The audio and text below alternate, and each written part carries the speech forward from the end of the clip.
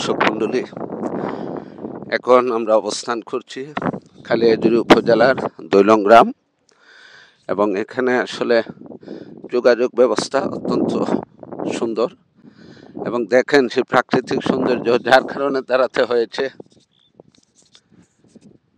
করজ গাছ, যেখানে হয়তো হিন্দু যারা তারা পূজা করে, এবং পাশেই সেই চমৎকার আঁকাবাগা নদী। দেখেন নৌকা চলাচল একটু শুরু হয়েছে।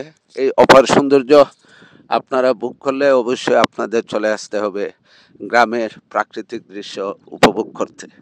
তাহলে আপনারা এত সুন্দর প্রকৃতি যে কত সুন্দর, আল্লাহর সৃষ্টি যে কত সুন্দর, সেটা উপভোগ করতে পারবেন।